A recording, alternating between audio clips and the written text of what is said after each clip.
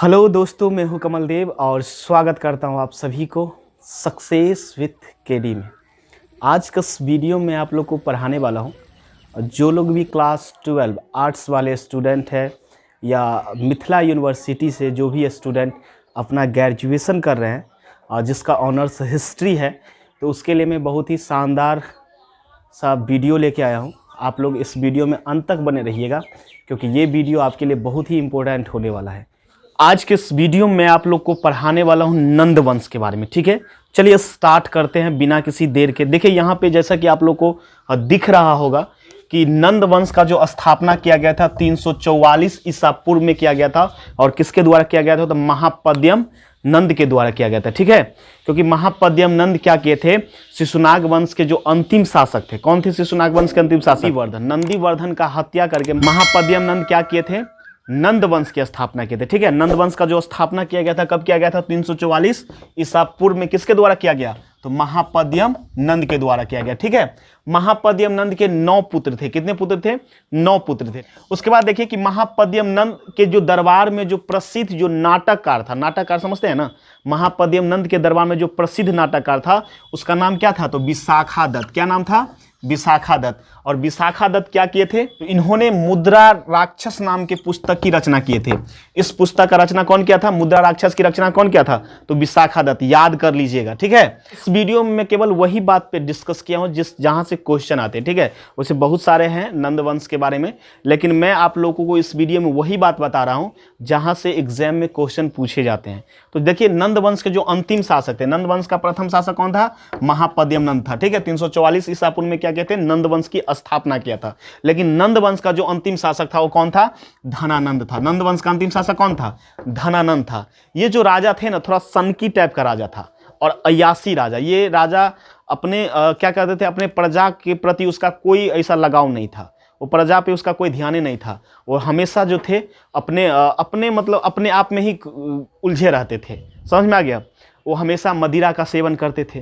ठीक है, तो इस वंश का, नंद वंश का जो अंतिम शासक था कौन था?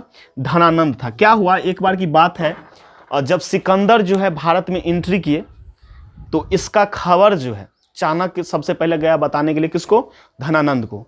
लेकिन यहाँ पे क्या हुआ, धनानंद जो थे चाणक्य को क्या किया, उसके बात सुनने के बजाय चाणक्य का मजाक उड़ाने लगा और वहाँ पे चाणक्य को भरी सभा में काफ़ी बेइज्जती किया। चाणक्य जो है अपमानित होकर के वो वापस आ गए। आगे देखिए क्या हुआ कि जब धनानंद शासन कर रहे थे तो उसके शासनकाल में कौन आते हैं? सिकंदर आते हैं। कौन आते हैं?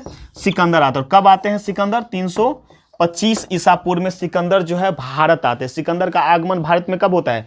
325 ईसा पूर्व में होता है। चलिए थोड़ा सिकंदर के बारे में समझ लेते हैं।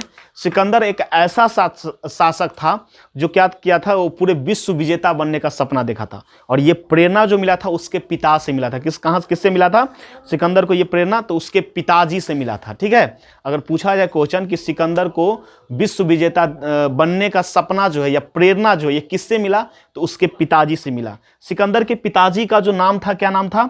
तो फिलिप नाम था। सिकंदर के पिताजी का नाम क्या था? फिलिप।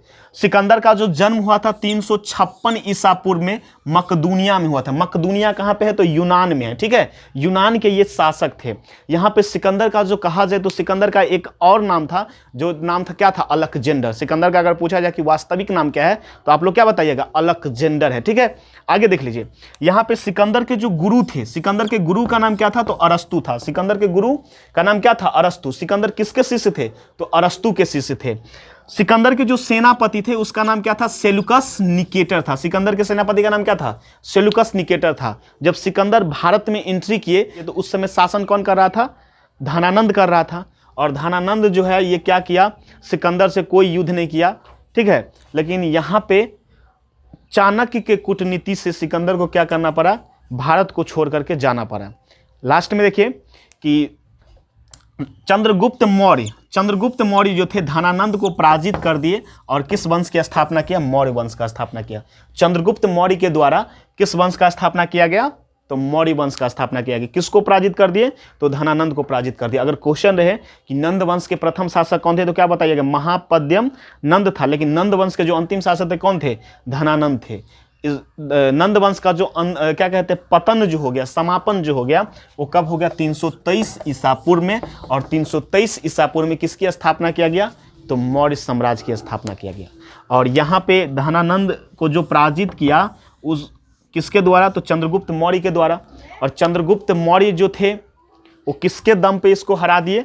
तो चाणक्य के दम पे। चंद्रगुप्त मौर्य का जो प्रधानमंत्री था वो कौन था? चाणक्य था। चलिए इसके बारे में अगले वीडियो में विस्तार से समझेंगे। तो आज के वीडियो में बस इतना ही। और कैसा लगा वीडियो आप लोग लाइक कीजिएगा, ठीक है। Thank you so much for watching.